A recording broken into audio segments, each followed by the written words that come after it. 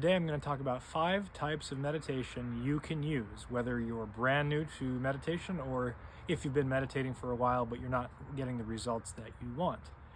Now, obviously, I can't guarantee results, but I can give you some tips on how to maximize these practices and how to get you moving closer to awakening. First things first, with all 5 of the practices that I'm going to recommend, it's important that you meditate for 1 hour. So that means setting a timer on your phone for 60 minutes and starting it when you start the meditation and stopping when you stop. Don't go longer than an hour and don't do it for less than an hour. The hour is very important. 2, do not light incense, do not play music or binaural beats or anything like that. Simply sit in a chair and do the meditations. That's it. Okay, now with those ground rules out of the way, let's talk about the first meditation, which is just a basic breathing meditation. As you breathe, you're going to note the movement of your diaphragm. As you breathe in, your diaphragm is going to move out, and as you breathe in, your diaphragm is going to move in. That's it. Breathing through the nose, noting that your diaphragm is moving out and in. You're not going to track how many times it happens. You're not going to count. You're not going to say to yourself in your mind, out, in, out, in. You're just watching it happen. And you do that for an hour.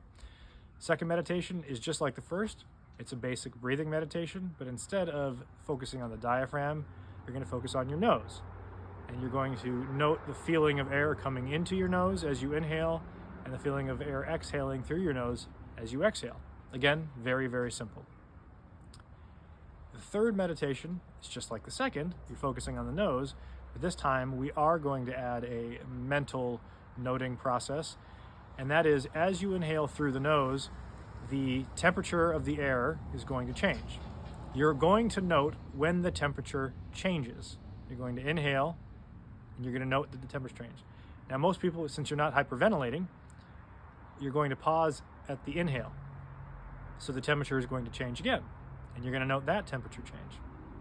And then you're going to exhale, and again, the temperature in your nose will change. This time it will probably become warmer because you're exhaling. So you'll note the warmer temperature change.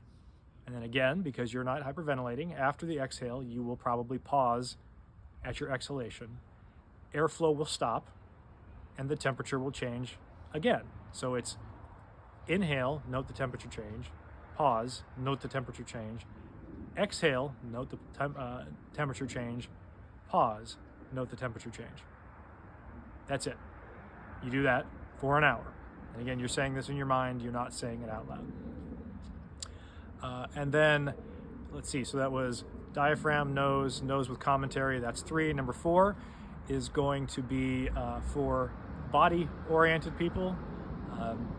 You're going to imagine a ring, and the ring should be maybe half an inch to an inch wide, and obviously this is all in your imagination. But as you inhale and exhale, so the full cycle of breath, with each full cycle, you're going to imagine a ring of energy starting at the top of your head.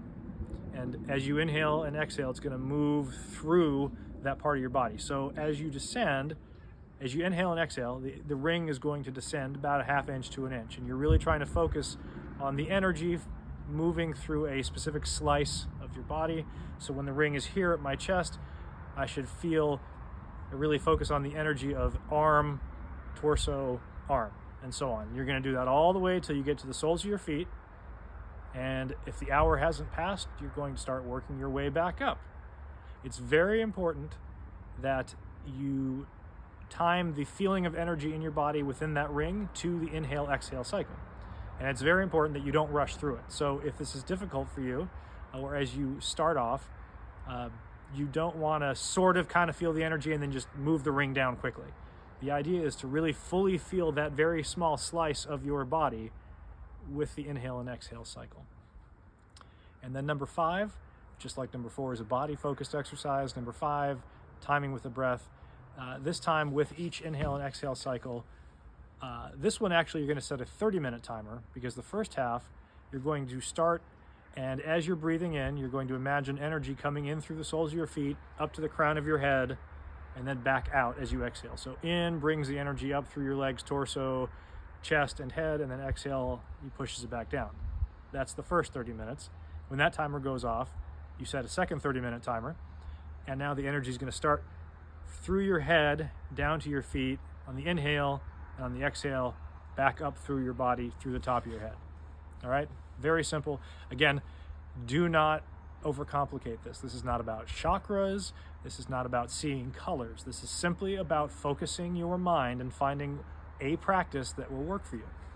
Now let's talk about finding practices that work for you. I said that you need to do this for an hour every single day. No music, no incense, no mantras, simply sitting with a timer.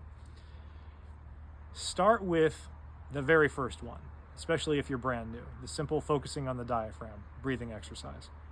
Try that practice for at least 1 to 2 weeks. If after 1 to 2 weeks you cannot stand it and reaching the end of the hour is a challenge, and by the time you get there you can't wait to be done, then that breathing exercise is not for you. And then try number 2, which is breathing through the nose.